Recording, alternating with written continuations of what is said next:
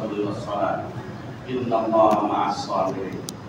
وقال النبي صلى الله عليه وسلم أول من يدعى إلى الجنة يوم القيامة الذين يحمدون الله في السراء والضراء. رواه البيهقي أو كما قال عليه الصلاة والسلام. معذر الحافظين সম্মানিত মুসলমান, আমার বক্তব্য যারা মুফতি আমিরুল ইসলাম সাহেব গুরুত্বপূর্ণ কথা বলেছেন, আমারও মজা লেগেছে। ওনার বাড়ি ফেনী, উনি গাজীপুর এক মাদ্রাসার প্রিন্সিপালের দায়িত্ব পালন করছেন। আলহামদুলিল্লাহ দাওয়াতি কাজের সাথে জড়িত আছেন, বিভিন্ন জায়গায় দাওয়াতি কাজ।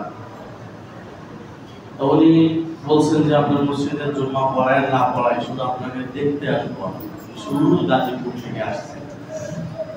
আল্লাহ তাআলা ওনার হায়াতের ভিতরে বরকত দান করুন, আমলে বরকত দান করুন। আমিন।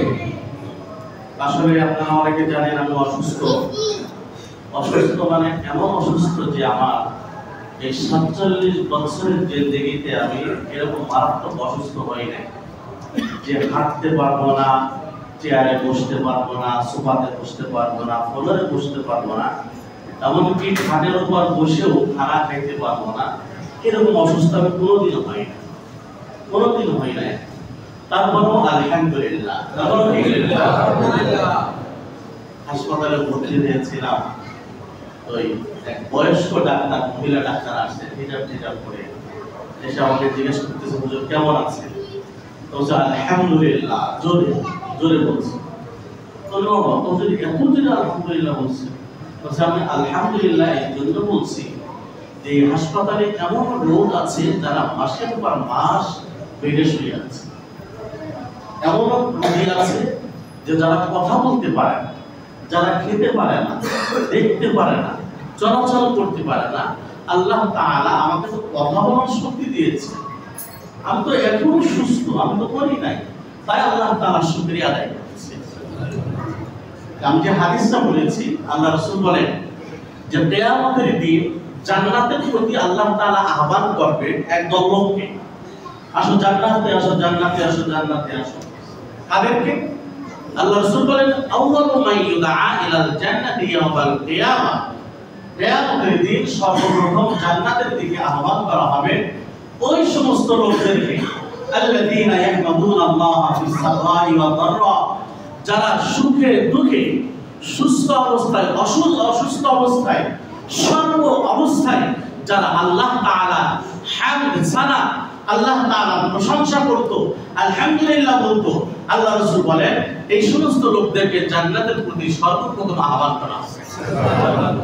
তাই সুস্থ থাকলেও আলহামদুলিল্লাহ, অসুস্থ থাকলেও আলহামদুলিল্লাহ, পেট ভরে খাইলেও আলহামদুলিল্লাহ, না খেয়ে থাকলেও আলহামদুলিল্লাহ, পকেটে টাকা থাকলেও আলহামদুলিল্লাহ, পকেটে টাকা না থাকলেও আলহামদুলিল্লাহ, বাসায় চাল থাকলেও আলহামদুলিল্লাহ, বাসায় চাল ডাল না থাকলেও সর্ব অবস্থায় আল্লাহ তাআলা হামদ সানা এগুলি পড়া। যাই হোক, আমি গতকাল থেকে একটু সুস্থতা অনুভব করছি। একটু ৫-১০ মিনিটের জন্য হলো চেয়ার বা সোফায় বসতে পারি গতকাল থেকে। তবে ডাক্তার এ পর্যন্ত ২-৩টা ডাক্তার দেখানো হয়েছে। এমআরআই করানোর পর ধরা পড়ছে আমার মেরুদণ্ডের হাড়টি একটু ফাঁকা হয়ে গিয়েছে। তা ডাক্তার বলছে যে আপনি পূর্বে বেড রেস্টে থাকেন। আর এক ডাক্তার বলছে যে এমন বেড রেস্টে থাকতে হবে যে প্রস্রাব পায়খানা পর্যন্ত আপনাকে বিছানায় করতে হবে।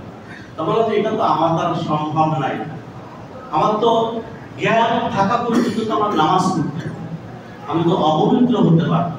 তাহলে তারপরও চেষ্টা করেন।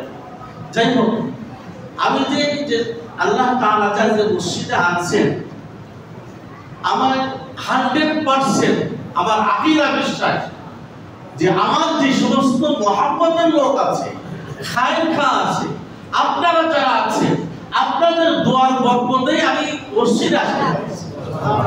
শুধু দোয়া। আল্লাহ রাসূল বলেন যে তাকদীর পরিবর্তন হয় না, কিন্তু দোয়ার দ্বারা পরিবর্তন হয়। কি দ্বারা পরিবর্তন হয়? দোয়ার দ্বারা রিজিকে বরকত হয়, দোয়ার দ্বারা তার বয়সের ভিতরে বরকত হয়, দোয়ার দ্বারা তার হায়াতের ভিতরে বরকত হয়। দোয়ায় মানুষ সুস্থ হয়ে যায়। সেদিন দোয়া করবেন না আমার জন্য ইনশাআল্লাহ, মন খুলে দোয়া করবেন তো ইনশাআল্লাহ। মন খুলে দোয়া চাই, মন খুলে দোয়া চাই, মন থেকে দোয়া করবেন। আল্লাহ রাসূল বলেন, আমি হাদিস দেখতেছিলাম যে একজন আরেকজনকে না দেখে যখন দোয়া করা হয়, এই দোয়া দ্রুত কবুল, এই দোয়া কি হয়? আর বালা মুসিবত আসা, এটা দুইটা ফায়দা আছে। একটা হচ্ছে মানুষ অসুস্থ হলে বালা মুসিবত আসলে গুনাহ মাফ হয়, গুনাহ সাফ হয়ে যায়। আর একটা হচ্ছে আল্লাহ রাসূল বলেন এর দ্বারা জান্নাতে তার মর্যাদা বৃদ্ধি পায়। তার সময় দেখতেছিলাম বুখারী শরীফের হাদিস, আল্লাহ রাসূল বলেন কোন বান্দা যদি পেরেশানিতে পড়ে, অসুস্থ হয়ে পড়ে, এমনকি তার রিজিকের ভিতরে তঙ্গি আসছে, রিজিকের সংকীর্ণতা, এমনকি আল্লাহ রাসূল বলেন যে তার পায়ে কাঁটা ঢুকেছে, কাঁটা কাঁটা হাত্তা শাওকাতি ইউশাকুহা, যে তার পায়ে কাঁটা ঢুকেছে, আল্লাহ রাসূল বলেন এইগুলি তার গুনাহ মাফের কারণ হয়ে যায়। এটা কি হবে কারণ হয়ে যায়? দোয়া চাই, সবার কাছে দোয়া চাই। আল্লাহ তাআলা জানো আমি অসুস্থ আছি, আমি সহ আরো যারা অসুস্থ আছেন সবাইকে যেন আল্লাহ তাআলা সুস্থতার নিয়ামত দান করেন। সবাই বলে আমিন।